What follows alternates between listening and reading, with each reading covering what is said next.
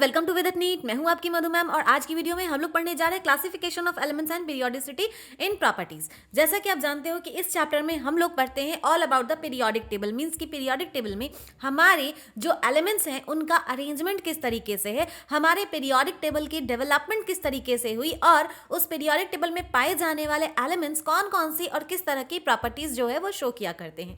तो चलो आज की क्लास को स्टार्ट करते हैं और ये आज का हमारा पहला लेक्चर है एंड आई होप कि आपने हमारे पिछले जो लेक्चर रही स्ट्रक्चर ऑफ एटम की वो आपने कंप्लीटली देख रखी होगी और आपको सारे कॉन्सेप्ट अच्छे से समझ में आ भी गए होंगे। तो चलो फटाफट से हम लोग क्या करते हैं, फटाफट से आज की क्लास की शुरुआत करते हैं। और यहाँ पे आप ओवरऑल देख सकते हो कि ये देखा जाए तो ये चैप्टर जो है ये आपके एवरेज अगर मैं बात करूं तो आपको 1 to 2 क्वेश्चन जो है आपसे पूछे जाते हैं इस चैप्टर से। तो देखा जाए कि उतना ज़्यादा इंपॉर्टेंट नहीं है, मतलब कि समझो ये चैप्टर जो है इंडिविजुअली उतना ज़्यादा इंपॉर्टेंट नहीं है। मीन्स कि इससे डायरेक्ट जो क्वेश्चन आते हैं वो आपके 1 से 2 हैं, बट अगर आप ये चैप्टर को आप समझ जाते हो तो आपको केमिस्ट्री के अदर जो चैप्टर है बच्चे उसको समझने में आसानी होगी, बिकॉज कि आप यहाँ पे all about the periodic table पढ़ते हो और पीरियोडिक टेबल में हमारे जो एलिमेंट्स जो प्रॉपर्टीज जो शो करते हैं अगर आप वो सही तरीके से कॉन्सेप्ट अगर समझ जाते हो देन जब आप केमिकल रिएक्शन जब आप पढ़ोगे उस दौरान आपको बहुत ज़्यादा मदद मिलने वाली है। आप अगर जब केमिकल बॉन्डिंग पढ़ोगे उस दौरान आपको बहुत ज़्यादा मदद मिलने वाली है। तो देखा जाए तो डायरेक्टली तो नहीं बट इनडायरेक्टली ये चैप्टर आपकी बहुत ज़्यादा मदद करता है, तो इसलिए हमको इसको क्या करना है, प्रॉपर्ली समझना है। ठीक है, चलिए आज की क्लास की शुरुआत करते हैं और बात करते हैं पहले पीरियोडिक टेबल की। ठीक है, पीरियोडिक टेबल जो है वो क्या होती है ध्यान से देखेंगे बच्चे। पीरियोडिक टेबल जो है वो एक तरह की अरेंजमेंट होती है किस चीज़ की, एलिमेंट्स की। हम क्या करते हैं, जैसे देखो हमारे घर में जो होती है तो हमारे घर में अगर हम स्टडी रूम की बात करें तो स्टडी रूम में हम अपने जितने भी कॉपी किताब पेन पेंसिल सारी चीज़ों को हम अरेंज करके रखते हैं। मतलब कि वैसा नहीं होना चाहिए, मेसी नहीं होना चाहिए कि कहीं भी अगर मान लो पेन ढूंढने को रहा या फिर हम लोग को हाईलाइटर ढूंढने को रहा तो इधर उधर पता चला पूरा घर सर पे उठा लिए, ये वाला काम नहीं होना चाहिए। अगर सही तरीके से अगर अरेंजमेंट अगर रहेगी तो हम क्या करेंगे, प्रॉपरली वहीं जगह से जाएंगे और वो सामान उठाकर ले आएंगे। आप इसका एक बेटर एग्जाम्पल आप देख सकते हो, मेडिसिन की जो शॉप होती है बच्चे, आप मेडिसिन के शॉप पे जाइए या फिर जो ग्रोसरी शॉप होती है आप वहां जाओगे तो देखोगे कि वो दुकानदार जो है ना प्रॉपर जो अपनी मेडिसिन या फिर जो आपके जो सामान जो होती है ना उसको रेक पे जो है क्या किया रहता है, अरेंज किया रहता है। मतलब आप उनसे सामान मांगोगे, जैसे मान लो आप गए, आप बोले भैया भैया मुझे सोप दे दो, तो उनको पता है कि उन्होंने सोप जो है इधर वाली रेक पे रखी है, वो जाएंगे और वहां से उठाकर ले आएंगे। ठीक है, तो ये जो है ना ये अरेंजमेंट का सबसे बड़ा फायदा ये होता है कि आपको जो चाहिए ना वो आप इजिली आइडेंटिफाई कर सकते हो, आप इजिली उस चीज को वहां से ग्रैब कर सकते हो। ठीक है, तो पीरियोडिक टेबल की जब हम बात करते हैं तो ये अरेंजमेंट है किस चीज का बच्चा, एलिमेंट का। और किस कैसे, तो with the similar properties place together. याद रखिएगा, जैसे आप ध्यान से देखेंगे कि आप जब ग्रोसरी शॉप की जैसे मैंने एग्जांपल ली, तब ग्रोसरी शॉप पे जब आप जाएंगे आप देखेंगे ना कि सोप आप जब मांगोगे ना तो देखोगे दुकानदार जो है ना सोप ना एक ही साइड रखा रहेगा। ऐसा नहीं कि कुछ सोप इधर रखा, कुछ इधर, कुछ इधर, कुछ इधर, ऐसा नहीं। एक साइड में वो सोप रखेगा, एक साइड में बिस्किट रखेगा, एक साइड में शैम्पू की बॉटल रहेगी, एक साइड जो है डिटर्जेंट रहेगा। मतलब कि वो क्या करते हैं ना, सिमिलर प्रॉपर्टीज वाले जो आपके सब्सटेंस होते हैं उनको वो एक साइड रखता है। अगर धुलाई वाला है तो एक साइड, खाने वाला है तो एक साइड, ये इस तरीके से अरेंजमेंट रहती है। तो यहाँ पे कहा कि पीरियोडिक टेबल में भी ना बच्चे क्या होती है कि जो सिमिलर प्रॉपर्टीज वाले जो एलिमेंट्स होते हैं इनका एक साथ अरेंजमेंट किया गया होता है। ठीक है, क्लासिफिकेशन ऑफ एलिमेंट्स जो है ये इजियर बनाती है to study each elements and its compounds individually. जैसे मैंने क्या कहा कि आप जब ग्रोसरी शॉप में आप जाएंगे, आप जब उनसे सोप मांगेंगे या डिटर्जेंट मांगेंगे तो उनके लिए जब उन्होंने अरेंजमेंट करके रखी है ना तो उनके लिए आपको सामान देना बहुत इजीली हो जाएगा। क्योंकि सोचो ना, कई बार होता है दुकान के आपके दुकान पे देखोगे ना कि कई बार एक से ज़्यादा कस्टमर होते हैं, कई जगह पे 10-10 कस्टमर आ गए। अब बेचारा दुकानदार अगर ऐसी चीज़ों को अरेंज करके नहीं रख पाएगा तो पता चला कि एक ही कस्टमर को देने के चक्कर में वो पूरा दुकान भाई छान मार रहा है, कहाँ है कहाँ है कहाँ है। तो इस तरीके से भाई बाकी के दुकानदार तो लौट, बाकी जो कस्टमर है वो तो लौट जाएंगे ना बच्चा। तो इसीलिए अरेंजमेंट करना बेहद ज़रूरी होता है और पीरियोडिक टेबल में ये जो अरेंजमेंट जो है ये हमारी पर्टिकुलरली हम किसी एलिमेंट्स की अगर स्टडी करना चाहते हैं, उनकी प्रॉपर्टीज़ की स्टडी करना चाहते हैं, ये स्टडी करना चाहते हैं कि वो कैसे आपके कंपाउंड्स का फॉर्मेशन कर रहे हैं, ये सारी चीज़ें जो है बच्चे हमारे लिए ईजी हो जाती है स्टडी करना। ठीक है, किसके बेसिस पे, क्लासिफिकेशन के बेसिस पे। Okay, evolve largely as a result of experimental observation. ये जो है पीरियोडिक टेबल में जो आप अरेंजमेंट जो कर रहे हो ना, या अरेंजमेंट जो हो रखी है ना, वो एक दिन की बात नहीं है बच्चे। इसके पीछे बहुत सारी एक्सपेरिमेंटल ऑब्जर्वेशन जो है, बहुत सारे एक्सपेरिमेंट, उनके जो ऑब्जर्वेशन है, इनका रिजल्ट है कि ये पीरियोडिक टेबल जो है उसमें आपने एलिमेंट्स को अरेंज करके रखा हुआ है। ठीक है, चलिए आगे बढ़ेंगे और अब हम बात करेंगे earlier attempt to the classify elements. मतलब शुरुआत में जो है, जैसे याद करो हमने स्ट्रक्चर ऑफ एटम में हमने देखा कि अभी के टाइम में जो हम लोग मॉडल्स को हम लोग जो एक्सेप्ट करते हैं वो एटम के बारे में अपनी जो थ्योरी अभी के टाइम में हम लोग जो मानते हैं वो, और पुराने समय में जो थी उसमें थोड़े बहुत आपको डिफरेंस देखने को मिलते हैं। आपको ये देखने को मिलता है पुराने समय में कई सारे ऐसे साइंटिस्ट आए जिन्होंने अपनी बातों को हमारे सामने रखा, दुनिया के सामने रखा, और दुनिया ने जब तक उनकी बातें दुनिया को सही लगी, मीन्स कि इनका कोई बोलते ना विरोध करने वाला नहीं था, तब तक दुनिया उनकी बातों को सच मान के चलती रही। लेकिन जैसे ही कोई नया बंदा आया और उन्होंने बोला अरे नहीं नहीं नहीं, ये वाले जो अंकल जो थे ना उन्होंने जो बोल के गया ना वो बात गलत बोली, तो अब दुनिया जो है उनकी बातों को, पुरानी बातों को छोड़ करके अब नई बातों को मान के चल रही थी। तो बिल्कुल ऐसा ही जो है ना आपको देखने को मिलता है आपके पीरियोडिक टेबल के केस में। पीरियोडिक टेबल की जो अरेंजमेंट जो रही ना बच्चा, वो एक बार में आपको मॉडर्न पीरियोडिक टेबल नहीं मिला, बल्कि उसके पहले भी कई सारे ऐसे अटेम्प्ट किए जा चुके थे, आपके जो एलिमेंट्स हैं उनको अरेंज करने की कोशिश की जा चुकी थी। उसी को हम लोग यहाँ पे पढ़ने वाले हैं, ध्यान से देखेंगे। पहला आता है हमारा डॉबनर्स ट्रायड्स, जो कि 1829 में क्लासिफिकेशन किया गया एलिमेंट्स का। किसके आपको 3 एलिमेंट के ग्रुप में क्लासिफाई किया गया, मतलब 3 एलिमेंट का एक ग्रुप बनाया गया और कहा गया कि each with similar property such as atomic weight and the weight of the middle element was arithmetic mean of 2 other. मतलब देखो क्या किया गया, ये 1 2 3, ठीक है, इस तरीके से 3 एलिमेंट का एक ग्रुप बनाया गया और ये कहा गया कि जो हमारा ये सेकेंड वाला जो होता है, जैसे यहाँ देखो एग्जाम्पल के लिए ये देखो कैल्शियम, स्ट्रोंटियम और बेरियम, ठीक है, ये जो है इनके बारे में कहा गया कि बीच वाला जो है, बीच अगर इनकी हम बात करें, ये जो हमारे फर्स्ट और ये जो हमारे फर्स्ट और थर्ड वाले जो हैं, इनकी अगर हम बात करें, इनका अगर आप एटॉमिक वेट जो है, इनके एटॉमिक वेट को अगर आप क्या करते हो, ऐड करते हो और इनका क्या निकालते हो, अरिथमेटिक मीन जब निकालते हो, तो आप देखोगे ना कि इनका जो एवरेज जो इनका जो एटॉमिक मास है, इनका जो एवरेज निकालोगी सेकंड वाले के अप्रॉक्स इक्वल आ जाएगा। जैसे आप देखो ना 40 और ये 137 डिवाइडेड बाई 2, आप इनका एवरेज निकालिए, ये क्या हो गया 88.5, ये ऑलमोस्ट इसके लगभग आ रहा है, इसके क्लोजर आ रहा है। तो यहाँ पे जो है, यहाँ पे एक और चीज़ देखेंगे ये वाली, ठीक है, तो यहाँ पे वही चीज़ कही गई कि जब हम क्लासिफाई करते हैं ड्रॉबनर्स के अकॉर्डिंग, ड्रॉबनर्स ट्रायड का मतलब यहाँ पे 3 एलिमेंट को एक ग्रुप में लिया गया और ये कहा गया कि ये जो है सिमिलर प्रॉपर्टीज वाले हैं और इस तरीके से इसको हम अरेंज करें कि इनका एटॉमिक वेट जो होगी मिडिल वाले की, वो क्या होगा, ये मिडिल वाले का एटॉमिक वेट जो होगा वो ऊपर वाले और नीचे वाले यानी फर्स्ट और थर्ड वाले का ये एवरेज होगा, ठीक है, फर्स्ट और थर्ड वाले के एवरेज मास के बराबर सेकंड वाले का क्या होगा, एटॉमिक वेट आपको देखने को मिलता है, ठीक है। आगे बढ़ेंगे, दूसरा आता है न्यूलैंड का ये आपका ऑक्टेव रूल। अब न्यूलैंड का ऑक्टेव रूल जो है ये 1864 में जो है आई दुनिया के सामने और इनमें कहा गया कि अरेंज किया जाएगा एलिमेंट्स को, 8 एलिमेंट जो होंगे, ध्यान दीजिएगा यहाँ पे कहा गया कि arrangement in order their increasing atomic weight, मतलब पहले तो एटॉमिक वेट के इंक्रीजिंग ऑर्डर, मतलब पहले छोटा फिर उससे बड़ा फिर उससे बड़ा फिर उससे बड़ा फिर उससे बड़ा फिर सबसे बड़ा, इस तरीके से उसको क्या किया जाएगा, अरेंज किया जाएगा।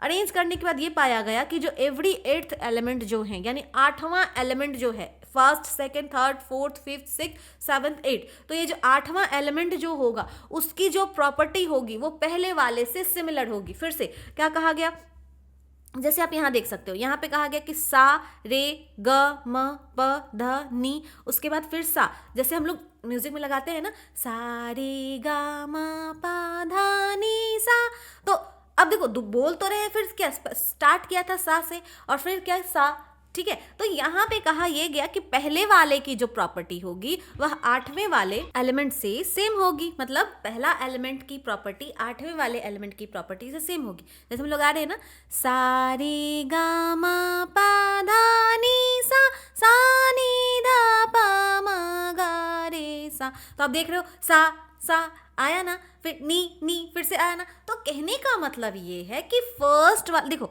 इसके लिए जो यहाँ पे फिर से हम सा लगाएंगे, ठीक है, तो ये वाली इसकी प्रॉपर्टी और इसकी प्रॉपर्टी सेम हो जाएगी, फिर सा के बाद नी। अब ये देखो फिर यहाँ पे क्या हो जाएगा कि यहाँ पे जो है ना सारे गामा पाधा नीसा सानी धापा मागा रेसा, फिर से ये जो है क्या हो जाएगी, जब आप देखोगे तो यहाँ पे इसके बाद इधर जो है दूसरा जो एलिमेंट रे जो हो जाएगा इसके लिए फिर 8वां एलिमेंट हो जाएगा, ठीक है।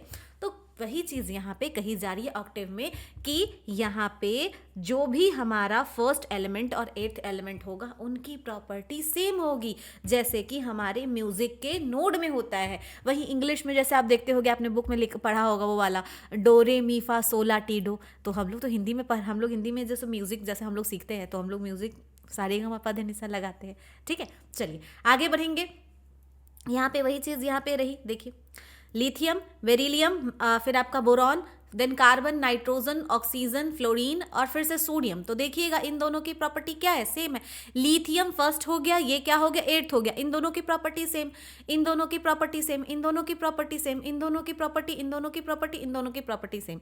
तो यही चीज़ कहा जा रहा है। ठीक है, न्यूलैंड ने जो अरेंजमेंट जो करी थी, ओनली कहाँ तक करी थी, extended to the calcium the known, ये among the 56 known element of his time. ध्यान दीजिएगा, जो न्यूलैंड ने जो ये ऑब्जर्वेशन जो करी, जो इन्होंने अरेंजमेंट जो करी थी, वो सिर्फ और सिर्फ आपके ये कैल्शियम तक ही करी थी, क्योंकि उस समय सिर्फ और सिर्फ 56 एलिमेंट्स ही दुनिया को पता थे, उसके आगे नहीं पता था। वो तो आज हम जानते हैं ना 118 एलिमेंट्स हमारे पीरियोडिक टेबल में है, बट 56 एलिमेंट्स के बाद जो है उसके आगे का उनको पता ही नहीं था कि भाई आगे चल के भी आने वाली है। सो इन्होंने यहीं तक की अरेंजमेंट करी थी। चलिए आगे बढ़ेंगे। लोथरमेयर क्लासिफिकेशन 1864, इसको जब हम देखेंगे तो ये कौन थे, तो ध्यान दीजिएगा लोथरमेयर जो थे वो जर्मन केमिस्ट थे। इन्होंने प्लॉट करी थी graph between atomic mass and atomic volume. ध्यान से सुनिएगा, एटॉमिक मास और एटॉमिक वॉल्यूम। अब क्योंकि उस समय भी 56 एलिमेंट ही पता थे, तो उन्होंने भी 56 एलिमेंट्स को लेकर ही इन्होंने ग्राफ प्लॉट करी। ग्राफ प्लॉट करने का मतलब क्या रहा, तो इन्होंने देखा कि जो एलिमेंट्स जो होंगे, element with similar properties occupied the similar position. जब इन्होंने ग्राफ प्लॉट करी, यहां ध्यान से देखेंगे ये वाली, यहाँ पे लिथियम रही, लिथियम, और यहाँ पे देखिए सेम पोजीशन पे कौन आ जा रहा है, सोडियम। यानी इनका ये कहना था कि देखिए अपर वाला जो ये क्रस्ट वाला जो पार्ट है, यहाँ देखिए पीक यानी हाईएस्ट पॉइंट जो रही, उस पे हाईली रिएक्टिव मेटल जैसे कि lithium, sodium, potassium, rubidium, caesium, ये सब जो है वो कौन से हाईएस्ट पॉइंट पे थे। और जो लोवेस्ट पॉइंट पे जो थे वहां पे आपको लीस्ट रिएक्टिव मेटल जैसे कि नोबल मेटल और ट्रांजिशनल मेटल जो है वो देखने को मिलते थे। ये दिखा गया किसके, लोथरमेयर का जो एटॉमिक वॉल्यूम, आपके एटॉमिक मास एटॉमिक वॉल्यूम वाला जो ग्राफ था उसके अकॉर्डिंग। समझ में आ रही है बात। चलिए आगे बढ़ेंगे, और यहाँ पे कहा गया कि नेक्स्ट जो आता है हमारा मेंडलीव्स का पीरियोडिक टेबल। ठीक है, 1869 में आपके मेंडलीव का जो पीरियोडिक टेबल था, इसके जरिए देखिए क्या कहा गया कि significant classification in form of a periodic table known as a Mendeleev's periodic table. इसके जरिए पीरियोडिक लॉ मींस कि जब एलिमेंट को अरेंज करेंगे तो increasing order of atomic mass और उनकी प्रॉपर्टीज के जरिए हम उनको क्या करेंगे, अरेंज करेंगे। ठीक है, तो इनकी जो प्रॉपर्टी होगी जैसे कि valency, reactivity, nature of oxide, hydrides, ये सब रिपीट होगी एट रेगुलर इंटरवल, जो कि उनके देखो जैसे मेंडलीव्स के अकॉर्डिंग जो है इन्होंने यहाँ पे जो एटम्स जो आपके एलिमेंट्स जो थी इस तरीके से इसको अरेंज करा कि इनकी जो एटॉमिक मास जो होगी वो इंक्रीजिंग ऑर्डर में, मतलब पहले वाले की सबसे कम, उसके बाद इससे ज़्यादा इसकी, इससे ज़्यादा इसकी, फिर इसकी, फिर इसकी, फिर इसकी, इस तरीके से इंक्रीजिंग ऑर्डर में कर दी। ठीक है, और इस तरीके से आप देखोगे तो इनकी प्रॉपर्टीज जो होगी जैसे कि वैलेंसी वगैरह हो गई, रिएक्टिविटी हो गई या नेचर ऑफ ऑक्साइड हो गया, ये सारी प्रॉपर्टीज जो है एक रेगुलर इंटरवल टाइम पे क्या होती है, रिपीट होती है। ये वैसा ही आया कि भाई लिथियम, उसके नीचे फिर यहाँ पे सोडियम आ गया, तो इनकी जो वैलेंसी है, इनकी वैलेंसी क्या होगी, ऑलमोस्ट एक टाइम पे क्या हो रही है, रिपीट हो रही है। ठीक है, यहाँ पे हम बात करेंगे कि इसमें इट कंसिस्ट 7 हॉरिजॉन्टल रोज। इन्होंने 7 हॉरिजॉन्टल रोज जो है 7 रोज, और साथ में रिमूवल ये numbers of 1 to 7 and 8 vertical column group the number 1 to 8। इन्होंने 7 क्या किया, हॉरिजॉन्टल रो लिया, और 8 जो है वर्टिकल कॉलम ले लिया। ठीक है, 8 वर्टिकल कॉलम लिया, और इसको इन्होंने क्या करा, इस तरीके से इन्होंने ग्रुप करी। अब ध्यान दीजिएगा कि इतना करने के बावजूद भी इनका जो मॉडल जो रहा, मतलब पीरियोडिक टेबल को लेकर के मेंडलीव का जो मॉडल रहा, ये सक्सेस नहीं रहा। मेरिट क्या थी कि इन्होंने study of chemistry, study of जो आपकी एलिमेंट्स थी, इसको इन्होंने सिंप्लीफाई किया, बट हाइड्रोजन की पोजीशन जो है वो ये डिफाइन नहीं कर पाए, क्योंकि हाइड्रोजन की जो प्रॉपर्टी थी, मींस कि हाइड्रोजन के पास आपको मालूम है एक इलेक्ट्रॉन है। अब या तो ये एक इलेक्ट्रॉन अपना किसी को दे दे, ठीक है, अपना ये इलेक्ट्रॉन अगर किसी को दे दे तो जाहिर सी बात है ग्रुप वन वाले एटम्स की तरह प्रॉपर्टी शो करेगा। अगर ये किसी से ले लेता है तो जाहिर सी बात है ये लास्ट वाला जो है उसकी प्रॉपर्टी शो करेगा। तो कहने का मतलब ये है कि इन्होंने जो है मेंडलीव्स ने ये डिफाइन नहीं किया, ठीक है। Helps to predict discovery of new element on the basis of vacant space in periodic table. इन्होंने जो है अपने पीरियोडिक टेबल में कुछ वेकेंट खाली स्पेस भी छोड़े थे, जिसकी वजह से लोगों को लगा, उम्मीद जगी कि भाई आगे भविष्य में अगर कोई एलिमेंट्स अगर खोजा गया तो उनको उनकी प्रॉपर्टी के बेसिस पे इन वेकेंट प्लेसेस पे हम लोग क्या कर सकते हैं, रख सकते हैं। कोई भी सेपरेट पोजिशन आइसोटोप के लिए इन्होंने नहीं दी थी। साथ ही helps in correcting mass of some elements based on their position in the table. इन्होंने कुछ एलिमेंट्स के मासेस को सिंपल सी बात है इनके जरिए, मतलब इनके जो मॉडल थी, इनका जो अरेंजमेंट था, उनके जरिए पीरियोडिक टेबल में कुछ ऐसे एलिमेंट्स के जो पोजीशन है उसको हम लोग करेक्ट कर पाए उनके मास के बेसिस पे। साथ ही ऑर्डर ऑफ इंक्रीजिंग और ये atomic mass is not strictly followed in arrangement. In arrangement में यानी कि मेंडलीव्स के अरेंजमेंट में जो increasing order of atomic mass वाला जो अभी तक सब लोग फॉलो करते आ रहे थे, इसको स्ट्रिक्टली फॉलो नहीं किया गया था। आगे बात करेंगे मॉडर्न पीरियोडिक टेबल की। मॉडर्न पीरियोडिक टेबल में हम बात करेंगे कि ये एक फंडामेंटल प्रॉपर्टी ऑफ एटम है कि एटॉमिक नंबर, जहां पे हम बात करते हैं कि equal number of a proton क्या होगी, यानी न्यूक्लियस के अंदर जो आपके नंबर ऑफ प्रोटॉन है उसी को हम क्या मानते हैं, उसी को हम उनका एटॉमिक नंबर मानते हैं। लेकिन अगर न्यूट्रल एटम है उसके केस में number of electron is equal to the number of आपके एटॉमिक नंबर, ठीक है। तो यहाँ पे कहा गया कि हम जनरली हम क्या लेके चलते हैं कि जो नंबर ऑफ प्रोटॉन जो होती हैं, जो कि आपका न्यूक्लियस, आपके एटम के न्यूक्लियस में जो होता है, उसी को हम क्या मानते हैं, एटॉमिक नंबर मानते हैं, और नॉट एटॉमिक वेट। यहाँ पे एटॉमिक वेट को यहाँ पे नहीं लिया गया, एटॉमिक नंबर को लिया गया और उसके बेसिस पे एलिमेंट्स की क्लासिफिकेशन की गई। मॉडर्न पीरियोडिक लॉ जो है, जिसको दिया गया था मोज़ले के द्वारा, जो कहता है कि properties of elements are periodic function of their atomic number. जो प्रॉपर्टीज ऑफ एलिमेंट जो होती हैं वो आपकी एटॉमिक नंबर का पीरियोडिक फंक्शन है। मतलब कि वो पीरियोडिक फंक्शन मतलब एक पीरियड पे आने के बाद वो क्या होगी, रिपीट होगी। Long form of periodic table में हम देखते हैं कि जो मॉडर्न पीरियोडिक टेबल है इसको हम लोग बोर्स टेबल के नाम से भी जानते हैं।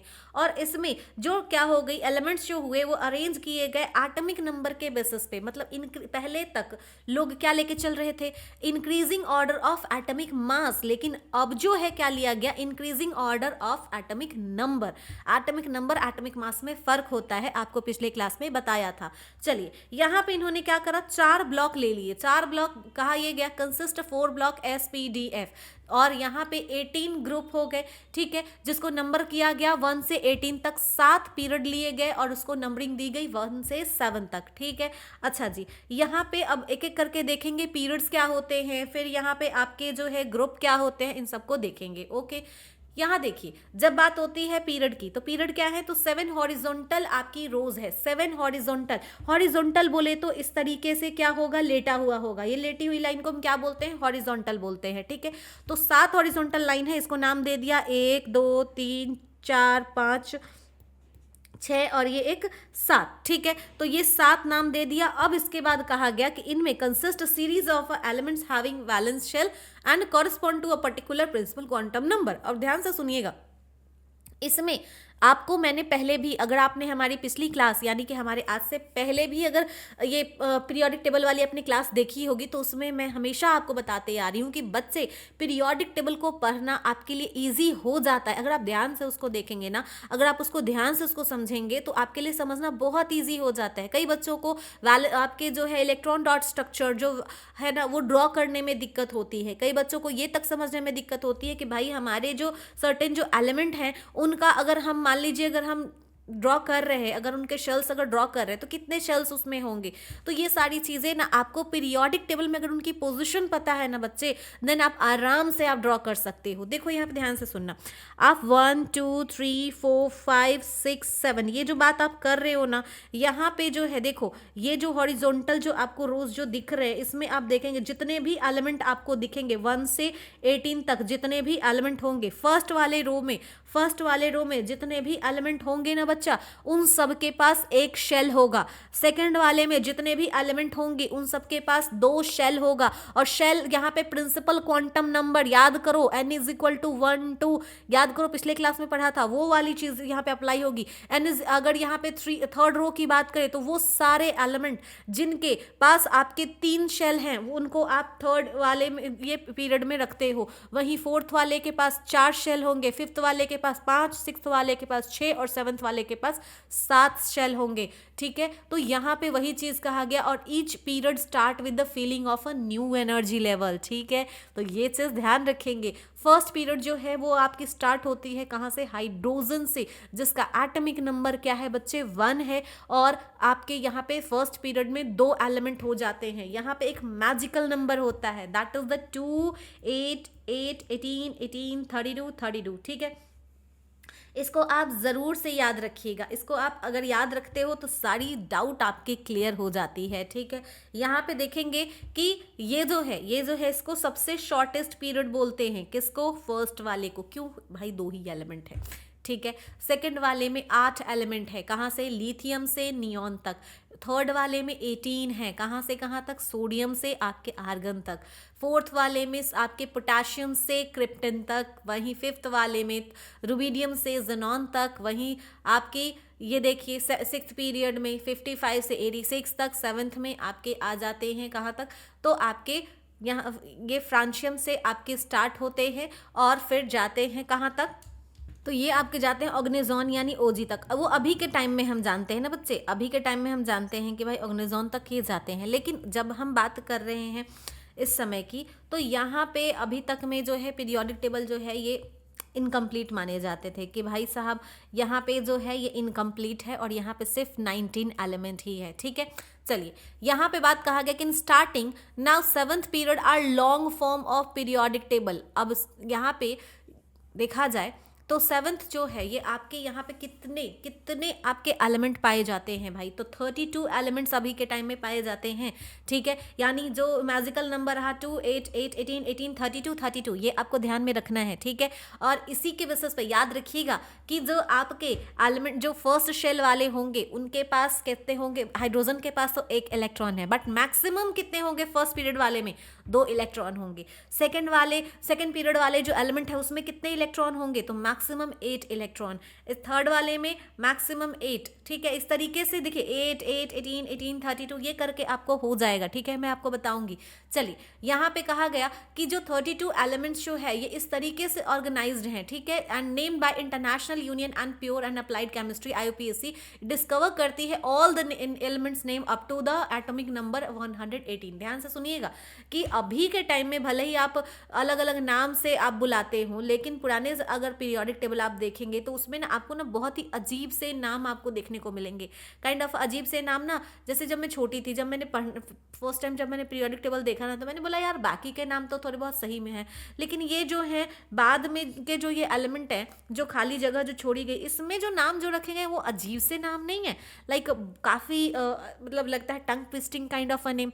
तो वैसा नहीं है बच्चे, उसके बाद में नाम फिर रखे गए। खैर हम लोग इसको भी हम लोग देखेंगे कि कैसे नाम इनका जो है वो रखा गया है। 100 से ऊपर जो एलिमेंट है उनका नाम किस तरीके से रखा गया है वो भी हम लोग देखेंगे। चलिए, ग्रुप क्या होते हैं, तो ग्रुप जो है आपके 18 वर्टिकल कॉलम होते हैं। इस तरीके से आपके वर्टिकल कॉलम होंगे जिनके नंबर्स 18 होंगे। ठीक है, एलिमेंट्स जो कि आपके क्या होते हैं, बिलोंग करते हैं पर्टिकुलर ग्रुप को, आप उनको फैमिली के नाम से बुलाते हो। जैसे और उनका जो नाम जो होगा ना, फैमिली का जो नाम होगा उनके फर्स्ट मेंबर के नाम से होगा। जैसे अगर बात करें ये यहाँ देखिए ग्रुप 1 की अगर हम बात करें तो अल्कली मेटल की फैमिली कहलाएगी। ग्रुप 2 अल्कलाइन अर्थ मेटल कहलाएगी। ग्रुप आपकी 15 जो है जिसको ये पनिकोजेन के नाम से बुलाएंगे, 16 को काल्कोजेंस के, 17 को हैलोजेन और 18 को हम लोग नोवेल गैस या एरोजेंस के नाम से बुलाएंगे। ठीक है, यहाँ पे जो है ध्यान दे दीजिएगा कि कहा यह गया कि part for some groups have a typical name. देखिए पहले अगर नॉर्मली अगर हम बात करें तो जैसे कि हमारा ये है क्या कहता है, कार्बन आपके जो है यहाँ पे देखिए 1 2, फिर आपके ये हो गए कार्बन हो गए, तो कार्बन है ग्रुप 14, उसको आप क्या बुलाते हो, कार्बन फैमिली के नाम से बुलाते हो, ठीक है। इस तरीके से आप अलग अलग जो है ना, आप उनको अलग अलग नाम से बुला सकते हो, लेकिन इनके अलावे भी कुछ ऐसे ग्रुप हैं जिनका कुछ टिपिकल नाम है, वो नाम ये है, और आपको ये नाम क्या होने चाहिए, ध्यान में होने चाहिए। अल्काली मेटल की family, alkaline earth metal, pnictogen, chalcogen, halogen और नोबल गैस। ये जो है पिनिकोजेन वाला जो है ये आ चुका है आपके नीट के क्लास, मतलब नीट के एग्जाम में ये आ चुका है, तो आप इसको जरूर से ध्यान रखेंगे, काल्कोजेन वाला भी, ठीक है। चलिए आगे बढ़ेंगे और ब्लॉक्स की बात करते हैं। ब्लॉक्स क्या होते हैं, तो याद रखेंगे पीरियोडिक टेबल जो है डिवाइड है 4 मेन ब्लॉक में। 4 मेन ब्लॉक बोले तो एस पी डी एफ। अब ब्लॉक कैसे, तो देखिएगा इधर वाला इस तरीके से होगा डिवाइड, एक ये वाला होगा, ठीक है, एक बीच वाला इस तरीके से होगा और ये नीचे वाला होगा, ठीक है। कहा ये गया कि एलिमेंट्स ऑफ, और ये किस पे डिपेंड करती है, डिपेंड करती है उनके सबशेल के ऊपर, ठीक है, और उनमें जो वैलेंस इलेक्ट्रॉन्स जो हैं उनके ऊपर, ठीक है। देखिए एलिमेंट्स ऑफ ग्रुप 1 और 2 जो हैं इनको हम एस ब्लॉक में मान के चलते हैं, वहीं 13 से लेकर के 18 तक के जो हैं उनको पी ब्लॉक मान के चलेंगे, ठीक है। आपके जो 3 to 12 हैं इनको डी ब्लॉक मान के चलेंगे, और ठीक नीचे जो आपके पीरियोडिक टेबल में जो नीचे जो 2 आपके जो हॉरिजॉन्टल रोज जो दिखाई देते हैं इनको एफ ब्लॉक मान के चलते हैं। तो ये रहा आपका एस ब्लॉक, ये रहा आपका पी ब्लॉक, ये वाला रहा कंप्लीटली डी ब्लॉक, और नीचे ये जो रहा ये रहा आपका एफ ब्लॉक। तो इस तरीके से पीरियोडिक टेबल को 4 ब्लॉक में हम लोग क्या करते हैं, डिवाइड के रखते हैं, उनके जो सबशेल है और उनके सबशेल्स में जो नंबर ऑफ इलेक्ट्रॉन्स हैं उनके बेसिस पे, ठीक है।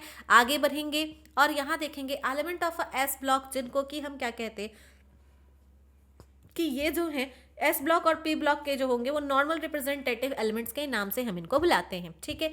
वहीं डी ब्लॉक के जो एलिमेंट है इनको ट्रांजिशन एलिमेंट्स के नाम से बुलाते हैं, और एफ वाले को इनर ट्रांजिशन एलिमेंट के नाम से बुलाते हैं। अब हम लोग देखते हैं हमारे classification of element. Classification of element में फर्स्टली हम लोग देखेंगे टिपिकल एलिमेंट।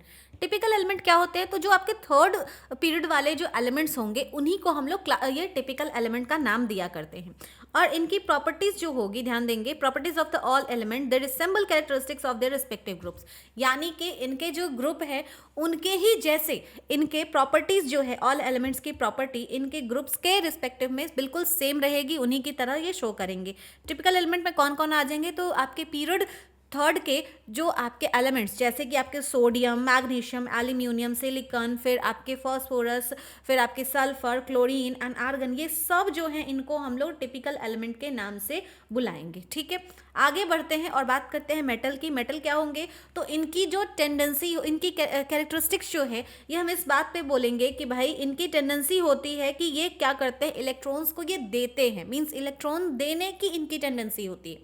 ध्यान दीजिएगा, मेटल वही नॉन मेटल, इन दोनों की जो प्रॉपर्टी होगी एक दूसरे के ऑपोजिट होगी। जहां मेटल क्या करता है, इलेक्ट्रॉन्स जो होंगे इनके आउटर शेल के जो इलेक्ट्रॉन्स होते हैं, एक्स्ट्रा इलेक्ट्रॉन, ये दूसरे को दे करके, दूसरे एटम्स को दे करके ये खुद को क्या करता है, बैलेंस करता है, खुद को स्टेबल करता है। वहीं अगर हम बात करें नॉन मेटल की, तो नॉन मेटल में ऐसी टेंडेंसी है कि ये क्या करते हैं कि दूसरे से, यानी कि मेटल से ये इलेक्ट्रॉन लेगा और ले करके तब खुद को स्टेबल करेगा। अब देखोगे ना कि डेली लाइफ में भी कुछ लोग आपको ऐसे मिल जाएंगे जिनको ना कि दूसरे को देने में, मतलब कि बोलते हैं ना कि दान पुण्य करने में, दूसरे को चीज़ें देने में, हेल्प करने में उनको बहुत सेटिस्फैक्शन मिलता है, उनको बहुत ज़्यादा खुशी मिलती है।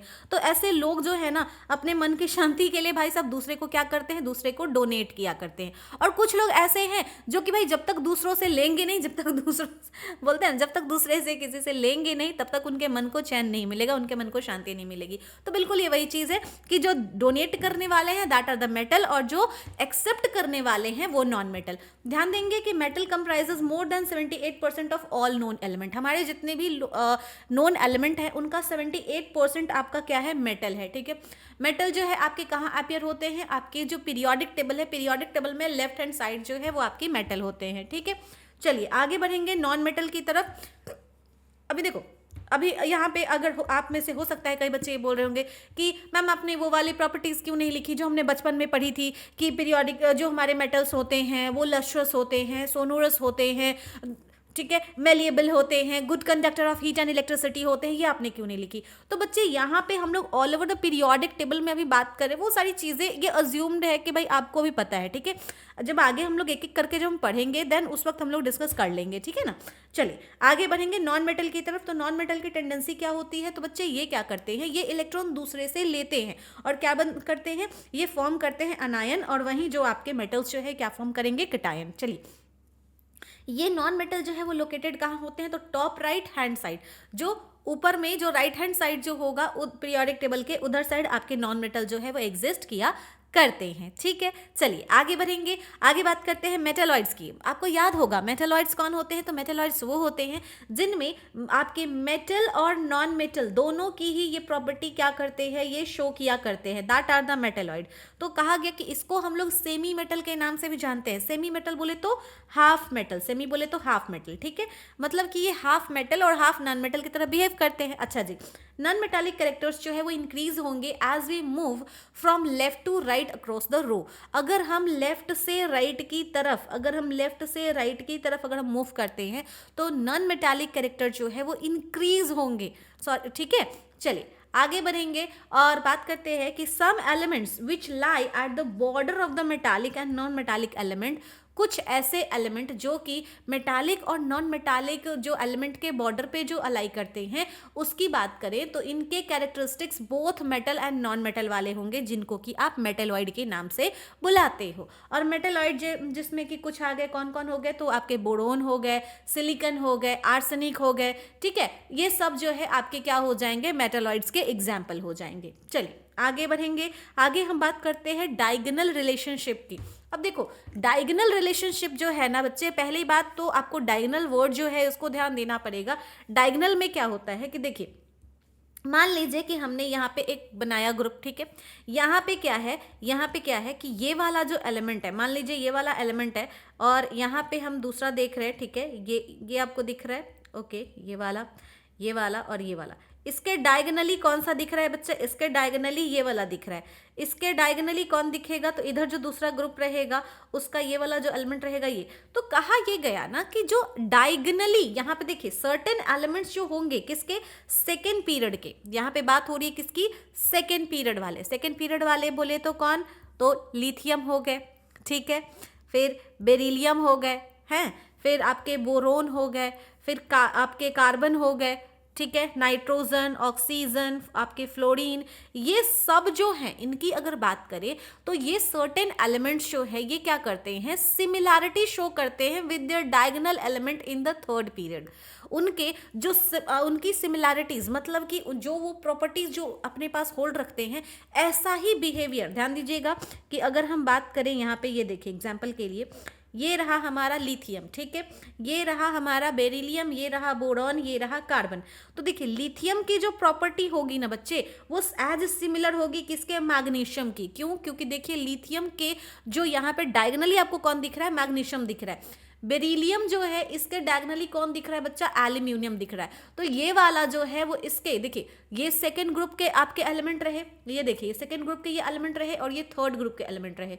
तो कहा ये गया डायगोनल रिलेशनशिप के कि जो सेकंड ग्रुप के जो एलिमेंट होंगे वो डायगोनली सिमिलर रिलेशन, मतलब ये क्या करेंगे, सिमिलर प्रॉपर्टी होल्ड करेंगे टू देयर डायगोनल एलिमेंट। तो लिथियम का जो डायगोनल एलिमेंट कौन हुआ, तो मैग्नीशियम। तो कहा यह गया कि लिथियम जो है वो अपने डायगोनली एलिमेंट जो है उसके जैसी प्रॉपर्टी को होल्ड किया करेगा, यही है डायगोनल रिलेशनशिप, ठीक है। यहाँ पे कहा गया बेरिलियम ये एल्यूमिनियम की तरह, बोरॉन सिलिकॉन की तरह। समझ में आ रही है बात? चलिए यही चीज यहाँ पे देख रहे, कहा यह गया, और याद रखिएगा ये सिर्फ और सिर्फ किसके लिए, सिर्फ और सिर्फ यहाँ पे जो है आपकी सेकेंड और थर्ड वाले की बात हो रही है। सेकेंड और थर्ड पीरियड के एलिमेंट में ही ऐसा रिलेशनशिप देखने को मिल रहा है, ठीक है। As we go down atomic size differences become too large, जैसे जैसे हम नीचे जाते हैं एटॉमिक साइज जो डिफरेंसेस है वो आपकी बहुत बढ़ती जाती है। बिकॉज धीरे नीचे आप जाओगे तो जाहिर सी बात है एटम की साइज बढ़ेगी, तो जाहिर सी बात है उनके बीच का डिफरेंसेस भी इंक्रीज होगा, ठीक है। तो कहा यह गया कि यहाँ पे and electronegativity differences too small, और इनके बीच की जो इलेक्ट्रोनेगेटिविटी जो आपके डिफरेंसेस है वो कम होगी। इस वजह से ये इफेक्ट जो है वो फेड्स हो जाता है। मतलब कि जो आपको 2 और 3rd पीरियड में जो रिलेशनशिप आपको डायगोनल रिलेशनशिप जो देखने को मिल रही है, ये आप जब नीचे 4th 5th 6th 7th आप पीरियड तक जब आप जाओगे तो आपको ये नहीं देखने को मिलेगा। और इसका रीज़न क्या रहा बच्चा? तो रीज़न जो है वो ये रहा, आप इसको ज़रूर से इसको क्या करेंगे, ध्यान में रखेंगे कि यहाँ पे ये वाली जो रीज़न है आप इसको ज़रूर से ध्यान में रखेंगे। ये बहुत ही ज़्यादा इम्पॉर्टेंट हो जाता है आपके लिए, ठीक है। ये बहुत ही ज़्यादा इम्पॉर्टेंट हो जाता है, ठीक है, कि क्यों आखिर डायगोनल रिलेशनशिप जो है वो जैसे जैसे हम नीचे जाते हैं वैसे वैसे ये आपके डायगोनल रिलेशनशिप जो है वो फेड हो जाता है, वो गायब हो जाता है। ऐसा क्यों होता है? तो उसके पीछे जो है बच्चा यही रीज़न रहा, ठीक है। चलिए आगे बढ़ेंगे और अब हम बात करेंगे कि जब, ध्यान दीजिएगा, अक्रॉस द टेबल जब आप जाएंगे तो प्रॉपर्टीज़ क्या होगी, या तो देखिए यहाँ पे अक्रॉस द टेबल जब आप जाएंगे तो प्रॉपर्टीज़ इंक्रीज करेगी। अगर मान लीजिए इधर जा रहे हैं, कोई भी प्रॉपर्टी अगर है, मान लीजिए आप क्या कर रहे हैं, लेफ्ट टू राइट जा रहे हैं, वो इंक्रीज करेगी। तो वही प्रॉपर्टी अगर अगर आप ये डाउन टू द टेबल आएंगे, ऊपर से नीचे की ओर आएंगे, तो वो प्रॉपर्टी डिक्रीज करेगी। देखिए ये जो यहाँ पे मैंने बनाया है, इसको बताने का तरीका ये है, समझिए। मैंने कहा कि ये लेफ्ट साइड, ये राइट साइड। अगर कोई प्रॉपर्टी जो है, अगर आप लेफ्ट से राइट की तरफ जाते हो और ये इंक्रीज हो रही है, जैसे जैसे आप लेफ्ट से राइट की तरफ जा रहे हो वो प्रॉपर्टी इंक्रीज हो रही है, तो वही प्रॉपर्टी अगर आप ऊपर से नीचे की तरफ आओगे तो वो डिक्रीज करेगी, ठीक है। ठीक वैसे ही अगर दूसरे तरीके से बात करें कि अगर मान लो कोई प्रॉपर्टी आपके लेफ्ट से राइट की तरफ जाते वक्त अगर वो प्रॉपर्टी डिक्रीज हो रही है, तो अगर आप ऊपर से नीचे की तरफ आओगे तो वही प्रॉपर्टी जो है वो इंक्रीज करेगी। ये आपको ध्यान में रखने की बात है, क्योंकि कई बार जो है ना बच्चों को जो है ये समझने में दिक्कत हो जाती है कि कैसे कोई प्रॉपर्टी जो है, हम जब लेफ्ट टू राइट जाते हैं या अप टू डाउन, ये डाउन टू अप, सॉरी ये अप टू डाउन जब जाते हैं तो कैसे कोई प्रॉपर्टी इंक्रीज करती है, कैसे डिक्रीज करती है, ठीक है। तो इसको ज़रूर से ध्यान में रखेंगे, ये काफ़ी ज़्यादा इंपॉर्टेंट है कि जब हम लोग प्रॉपर्टीज़ जब हम लोग पढ़ रहे होंगे उस दौरान ये वाला जो टेबल जो है, ये वाला जो कहीं ना कहीं फ्लो चार्ट जो है ये आपकी मदद करने वाला है, ठीक है। याद रखेंगे कि move to the next element, जब आप एक एलिमेंट से दूसरे एलिमेंट की तरफ मूव करते हो तो property leading diagonally similar value, ठीक है। जो प्रॉपर्टी आपके जो डायगोनली जो होगी उसका सिमिलर वैल्यू देखने को मिलेगा। अब सवाल ये है कि सिमिलरिटीज क्यों, क्या रीजन है इसके पीछे? तो रीजन ये है because both have a similar atomic size, ionic radius, electronegativity और चार्ज टू साइज रेशियो। जैसे एग्जांपल के लिए ध्यान दे दीजिएगा, यहाँ पे हमने बात करी कि लिथियम मैग्नीशियम बोथ क्या करते हैं, नाइट्राइड्स का फॉर्मेशन करते हैं, और ये कार्बोनेट्स जो है आर ये less soluble form oxide with similar nature. मतलब यहाँ पे इसमें लिखी बातों को हम एक तरीके से भी समझ सकते हैं कि जैसे देखो यहाँ पे मैंने जो आपको दिखाई ये बात बताई आपको, तो इसके बेसिस पे एक एग्जांपल मैं आपको देती हूँ कि मान लो मैं बात कर रही हूँ आपकी एटॉमिक रेडियस की, ठीक है। मैं किसकी बात कर रही हूँ? एटॉमिक रेडियस की, ठीक है। तो एटॉमिक रेडियस क्या होती है कि जैसे जैसे हम पीरियोडिक टेबल में आपके लेफ्ट टू राइट, ठीक है, यानी अक्रॉस द पीरियड जब हम लोग मूव करते हैं तो ये एटॉमिक रेडियस जो है ये क्या होती है, ये आपके डिक्रीज करती है। ये क्या होती है, ये जब आप इस तरीके से मूव करोगे तो एटॉमिक रेडियस क्या होगी, डिक्रीज होगी। लेकिन वहीं जब आप क्या करते हो अप टू डाउन, ठीक है, अप टू डाउन जब आप मूव करोगे तो ये एटॉमिक रेडियस जो है वो इंक्रीज करेगी। जो प्रॉपर्टी आपके लेफ्ट टू राइट मूव करने पे आपके डिक्रीज कर रही है, वही property up to down move करने पे इंक्रीज करेगी। ये बात करेक्ट है, ठीक है। तो अब मान लो कि लिथियम जो है, यहाँ पे समझना डायगोनली सिमिलर कैसे हुआ, ठीक है, कि लिथियम जो है बच्चे, इसकी अगर हम बात करें, इसका जो भी एटॉमिक रेडियस जो था, ठीक है, इसकी एटॉमिक रेडियस जो था इससे कम होगा बेरिलियम का एटॉमिक रेडियस। समझ में आ रही है बात? ओके, इससे कम इसका एटॉमिक रेडियस होगा। लेकिन जब हम क्या होते हैं, जब हम मूव करते हैं, ठीक है, तो जाहिर सी बात है यहाँ पे अगर हम देखें तो लिथियम से ज़्यादा एटॉमिक रेडियस किसका होगा? सोडियम का होगा। क्यों? क्योंकि जो प्रॉपर्टी हमको लेफ्ट टू राइट में क्या हो रही है, डिक्रीज हो रही है, वहीं ऊपर से नीचे आने पे इंक्रीज हो रही है। यानी लिथियम का कम हो गया किससे? सोडियम से। ओके, अब आप ध्यान से देखें तो ये मैग्नीशियम जो है इसकी अगर हम बात करें तो जो एटॉमिक रेडियस किसका था, बेरिलियम का था, उससे ज़्यादा आपको किसका दिख रहा है, मैग्नीशियम का। और यही चीज़ यहाँ पे था कि बेरिलियम का कम और लिथियम का क्या था, एटॉमिक रेडियस ज़्यादा था। ऐसे में अगर आप देखेंगे तो इन दोनों का क्या होगा, सिमिलर आपको दिखेगा, क्योंकि ये दोनों ही जो हैं वो बेरिलियम से क्या है, ज़्यादा है। इन दोनों के ही एटॉमिक रेडियस बेरिलियम के एटॉमिक रेडियस से ज़्यादा है। दैट्स वाई हम बोलेंगे कि डायगनली यह लिथियम और मैग्नीशियम जो हैं वह सेम प्रॉपर्टीज़ को होल्ड किया करते हैं। मैं फिर से समझा देती हूँ एक एग्जाम्पल लेकर के। यहाँ पे वेट,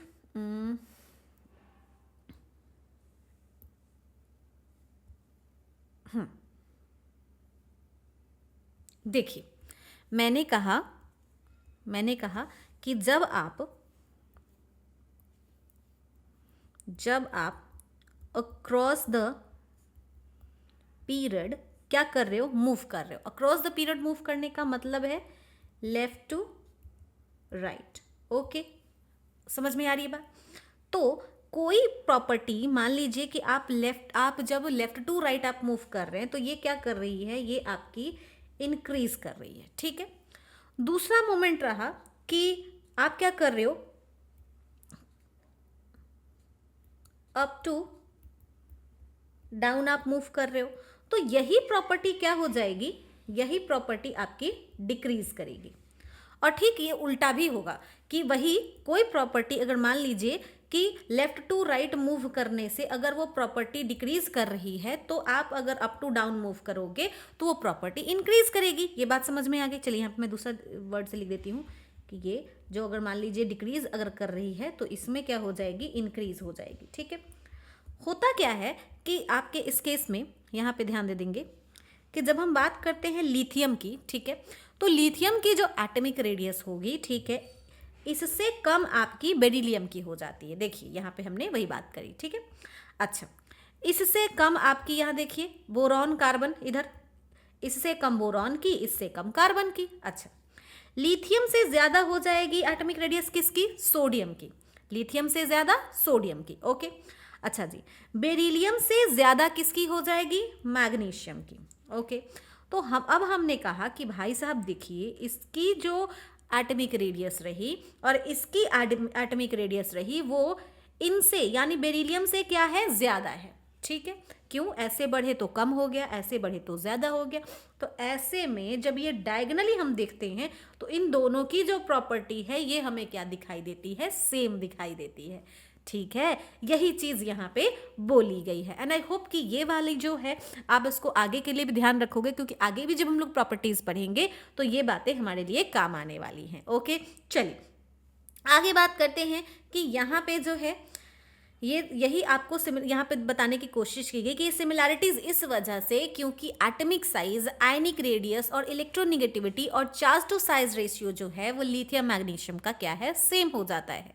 दैट्स वाई ये जो हैं दोनों ही क्या करते हैं, नाइट्राइड्स का फॉर्मेशन करते हैं, ठीक है। इनका जो नेचर होता है, और वहीं कार्बोनेट जो कि लेस सॉल्युबल है आपके, और ये जो है क्या है, फॉर्म करते हैं ऑक्साइड और जो कि सिमिलर नेचर का होता है, ठीक है। चलिए आपके बेरिलियम और एल्यूमिनियम की बात करें, देखिए ध्यान दीजिए यहाँ पे कहाँ गया, ये देखिए बेरिलियम और एल्यूमिनियम, इनकी हम बात करें तो ये भी डायगोनली क्या कर रहे हैं, अपने जो है सिमिलर प्रॉपर्टी शो कर रहे हैं। तो यहाँ पे क्या कहा गया कि दोनों ही ये क्या करते हैं, फॉर्म करते हैं कोवैलेंट कंपाउंड को, और जो कि एम्फोटेरिक ऑक्साइड होते हैं और कॉम्प्लेक्स कंपाउंड होते हैं, ठीक है। वहीं बोरॉन और सिलिकॉन की बात करें तो ये जो है सेमीकंडक्टर हैं, दोनों ही सेमीकंडक्टर हैं जिनका इस्तेमाल आपको मालूम है कि किस तरीके से किया जाता है। आप अपने डेली लाइफ में देख लीजिए, आप कैमरा की बात कर लो या फिर कंप्यूटर की बात कर लो, मोबाइल फ़ोन की बात कर लो, हर जगह आपके सेमीकंडक्टर यूज़ हो रहे हैं, ठीक है।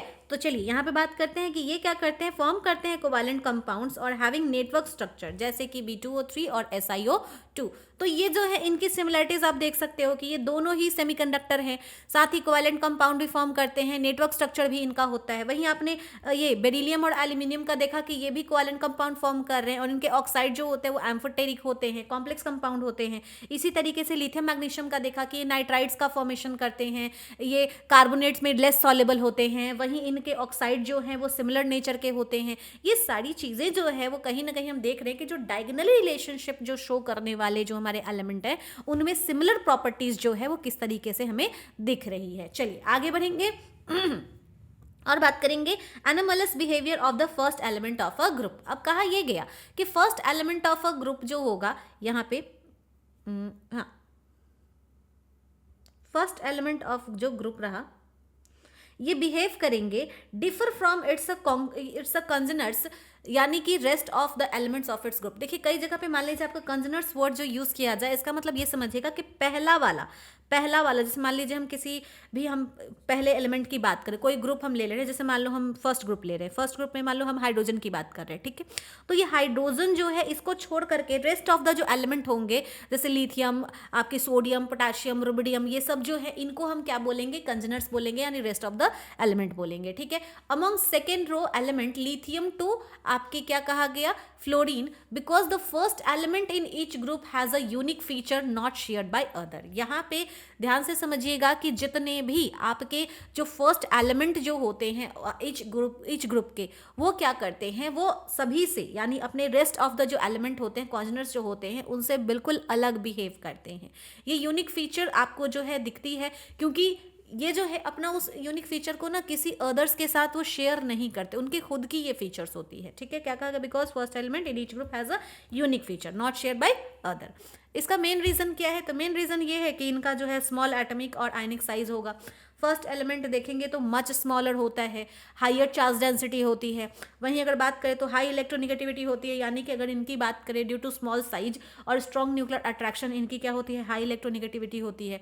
वहीं हाई आयोनाइजेशन एंथैल्पी होगी, जब इनसे इलेक्ट्रॉन जो है रिमूवल की बात होगी तो इलेक्ट्रॉन रिमूवल इनसे डिफिकल्ट होगा, क्योंकि ये जो क्या होते हैं बहुत ही ये डिफिकल्ट फ्रॉम ये स्मॉल टाइटली बॉन्ड आइटम, यानी कि ये एटम से जो है यहाँ पे इनके इलेक्ट्रॉन इतने ज़्यादा टाइटली ये होते हैं कि आप वहाँ से आप नहीं निकाल सकते उनसे। ये इतने टाइटली बॉन्ड फॉर्मेशन करते हैं कि उनसे आप इलेक्ट्रॉन निकालने की कोशिश भी करेंगे तो बहुत मुश्किल होगा, ठीक है। Absence of vacant D orbital, यहाँ पे कोई भी डी ऑर्बिटल होता ही नहीं है बॉन्डिंग के लिए, ठीक है। तो ये भी एक रीज़न है कि जो फर्स्ट वाले जो एलिमेंट होते हैं वो आपके अदर जो एलिमेंट हो गए उनसे, other element of the group, उससे ये काफ़ी अलग बिहेव शो किया करते हैं। चलिए अब आता है हमारा नेक्स्ट कैरेक्टरिस्टिक, जिसमें हम बात करते हैं nomenclature of element with atomic number, जिनकी एटॉमिक नंबर है 100 से ज़्यादा या फिर 100 या 100 से ज़्यादा, ठीक है। आप देखेंगे कि पहले का जो पीरियोडिक टेबल आता था उसमें आपको ना कुछ अजीब से नाम जो है इस तरीके से UNNI करके इस टाइप से अजीब से नाम दिखते थे, लगता था जैसे कोई टंग ट्विस्टिंग है, ठीक है।